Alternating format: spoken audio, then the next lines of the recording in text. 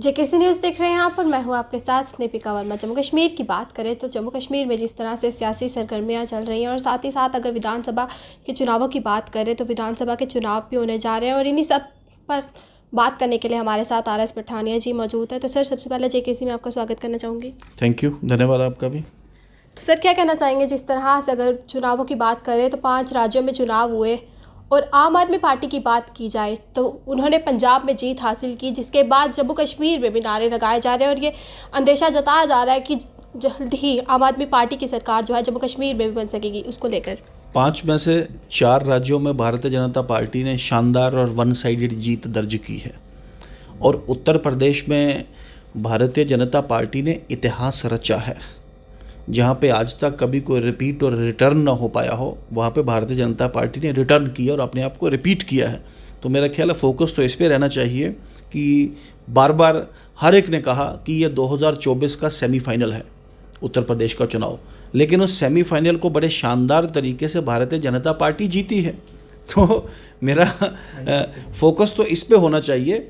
Focus तो इस पे होना चाहिए कि भारतीय जनता पार्टी 2024 में इनविंसिबल है, लेकिन फोकस दूसरी तरफ शिफ्ट कर गया हुआ कि आम आदमी पार्टी अरे भाई, आम आदमी पार्टी कांग्रेस को हरा के, कांग्रेस को गिरा के, चाहे दिल्ली में चाहे पंजाब में जीत के पावर में आई है। हमारी सिंपैथी उसके साथ है, पब्लिक के जनादेश का हम सम्मान करते हैं, लेकिन भारतीय जनता पार्टी को एक चैलेंज देना राष्ट्रीय लेवल पे, एक मेंबर पार्लियामेंट है उनका, वो भी मुख्यमंत्री का शपथ ले लिया उन्होंने, और ना उनको कोई मेंबर पार्लियामेंट, सिर्फ एक राज्य में पूरे देश में सरकार है। तो कहाँ भारतीय जनता पार्टी के साथ लड़ी थी। जम्मू कश्मीर में कुछ फ्रस्ट्रेटेड एलिमेंट्स हैं। मेरे किसी मित्र ने फेसबुक पे भी लिखा था कि वो जितने भी वो कांग्रेस, NC, बैंथर्स या और भी जितनी जो स्थानीय पार्टी, वो सब अपने आप को आज आम आदमी के नाम पर सोच रहे हैं। भी नया बवाल लगा, लेकिन आपके ध्यान में रहे, अपने दम पे सरकार बनाएगी भारतीय जनता पार्टी। भारतीय जनता पार्टी का मुख्यमंत्री होगा आने वाले वक्त में। लेकिन अगर पंजाब की बात की जाए तो वहाँ पर भगवत मान की बात की जाए, उन्होंने लोगों को ये कहा है कि उन्हें मुफ्त पे पानी और बिजली जो है वो दी जाएगी और साथ ही साथ वहाँ के डेली वेजर्स की बात की जाए, उन्हें पक्का करने का आश्वासन भी जो है वो दिया है।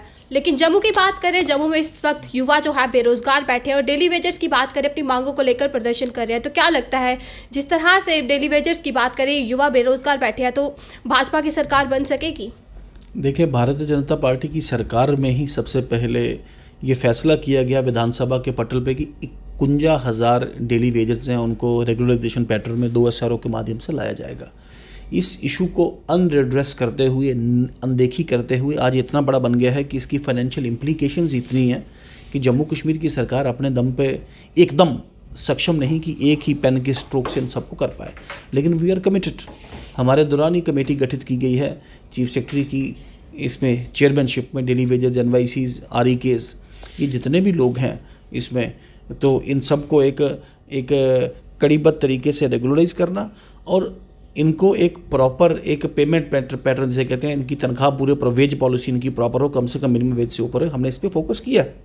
जहाँ तक पंजाब की बात है, बातें तो बहुत की हैं। अब उन बातों को जब ज़मीन पे उतारेंगे तो बात की जाएगी। मैनिफेस्टो उनका एक, पंजाब के लोग ज़रा ध्यान में रखें, वो मैनिफेस्टो कम से कम जेब में डाल के मोबाइल में सेव रखें और 5 साल के बाद ज़रूर गिनें कि उस मैनिफेस्टो में कितनी बातें आम आदमी पार्टी और विशेषकर भगवंत मान कर पाए हैं। स्टैंड अप कॉमेडी ने, ये एक नई कॉमेडी उन्होंने मैनिफेस्टो के रूप में की है जो कभी भी पूरी नहीं होने वाली है। युवा राजपूत सभा की बात की जाए तो लगातार काफ़ी समय से महाराजा हरि सिंह के जन्मदिवस पर अवकाश की घोषणा को लेकर वह संघर्ष कर रहे हैं और हर महीने की 23 तारीख को उनके द्वारा प्रदर्शन किया जा रहा है। और अब की बार उन्होंने ये साफ स्पष्ट कर दिया है कि अगर उनकी भाजपा द्वारा, सरकार द्वारा अगर छुट्टी की घोषणा नहीं की गई तो वो देरी नहीं लगाएंगे कि वो आम आदमी पार्टी का समर्थन करें। देखें, वो तो एक डेमोक्रेसी है। मैंने पहले भी कहा कि किसी भी लेवल की, किसी भी माध्यम की बात कोई भी संगठन कर सकता है और युवा राजपूत सभा भी उसमें कर सकती है। बट आपको भी एक मेरा एक जिसे कहते हैं एक सलाह है, एक सजेशन है, और आपके माध्यम से युवा राजपूत सभा को भी, कि कम से कम आज ऑफिशियल तरीके से इंस्ट्रूमेंट जिसे कहते हैं एक्सेशन डे, विलय दिवस के नाम पे छुट्टी भी है और उसको सरकार औपचारिक तरीके पे मनाती है। मुझे याद है हमारे कुछ मित्रों ने यहाँ पे जब उसे सेलिब्रेट करना शुरू किया, फिर हमारी बार एसोसिएशन ने शुरू किया जम्मू में, फिर बाकी संगठनों ने किया, लेकिन अब सरकार कभी नहीं मनाती। आज सरकार ने शुरू किया है। जम्मू कश्मीर में ये जो जम्मू वर्सेस कश्मीर, एक रिलीजन वर्सेस दूसरा रिलीजन, इसकी बीमारी जाती है 1931 के उस वक्त मार्टियर्स डे में, जिसे महाराजा हरि सिंह जी ने एक कम्युनल स्ट्राइफ के नाम से एट्रीब्यूट किया कि this was a communal strife which was projected and patronised by successive regimes as martyrs day, शहीदी दिवस के नाम पे वो चल रहा था। तो उस जिसे कहते हैं उस छुट्टी को कैंसिल करके एक छुट्टी which was an epitome of projecting and patronising A communal strife, एक सांप्रदायिक एक झड़प को आप एक शहीदी दिवस के नाम पे प्रोजेक्ट कर रहे थे। और महाराजा हरि सिंह जी ने उस वक्त कहा था, आज से 50-60 वर्ष 70 वर्ष पहले, आज उसको रिकॉग्नाइज किया गया, आज विलय दिवस को रिकॉग्नाइज किया गया। और महाराजा हरि सिंह जी के खिलाफ इतिहास में जो कोई कॉन्फ्लिक्टिंग रिमार्क्स थे उनको वाइप ऑफ किया गया है उसमें। तो एटलीस्ट ये भी कम से कम सेंसर स्टेज पे रहना चाहिए। बाकी छुट्टी बनाने के लिए सरकार ने अभी एक कमेटी गठित की है और आई एम होपफुल इसमें अच्छा ही रहेगा सब, ऐसी कोई बात नहीं। सर, हाल ही में एक मूवी जो है वो आई है द कश्मीर फाइल्स, वो भी काफ़ी विवादों में रही है। अगर पीडीपी के अध्यक्ष महबूबा मुफ्ती की बात की जाए या फिर एनसी के अध्यक्ष फारूक अब्दुल्ला की बात की जाए, उनके द्वारा ये कहा गया है कि भाजपा जो है, धर्मों की बात की जाए, धर्मों को लड़ाने की काम जो है वो कर रही है। उसको लेकर आपका क्या बयान? देखें, ऐसा है, a very lead question to all these political parties. कश्मीरियत और सूफिज़म का अपने आप में सीट होने के साथ साथ आज एक विशेष धर्म को जिस तरीके से उनके साथ ज़्यादतियाँ, जिस तरीके से उनके साथ ऑपरेशंस और जिस तरीके से उनको वहाँ से भागना पड़ा, और मज़दूर भी उस जगह जो डेली वेजेस, हालांकि एफ्लुएंट थे, पैसे वाले लोग थे, अच्छे लोग थे, अच्छा मकान, अच्छी ज़मीन, जहाँ वो जिसे कहते हैं सड़क पे काम करने वाला दिहाड़ीदार भी नहीं रुकता, टेंट्स में अपने परिवार, बच्चों और बुजुर्गों के साथ रुके। आज भी देखें कितना बुरा होगा, हर किसी को बोला जाएगा एकदम आज रात को बोला सुबह अपना घर छोड़ दो, ज़मीन छोड़ दो, फलाना छोड़ दो। तो इसमें क्या जवाब है इनके पास? I want doctor Farooq Abdullah साहब रिस्पॉन्ड करें, महबूबा मुफ्ती जिनके पिताजी उस वक्त यूनियन होम मिनिस्टर थे वो जवाब दें। फिर उसके बाद अगर उनकी सरकार आई तो उनकी वापसी के लिए क्या कदम उठाए गए, उसमें उनको पुश करने के लिए क्या किया गया उसमें। Bharatiya Janata party for the first time अब इसी विषय पे बार बार एक नया विषय बनाया जा रहा है, आपको मैं इसमें इंटरव्यू दूंगा कि भारतीय जनता पार्टी ने कश्मीर फाइल्स पे राजनीति की। अगला सवाल आपको नहीं भी पूछेंगे तो जो पूछा जा रहा है मीडिया में, कश्मीरी पंडितों की बेहतरी के लिए भारतीय जनता पार्टी का कंट्रीब्यूशन क्या है, उनका योगदान क्या है।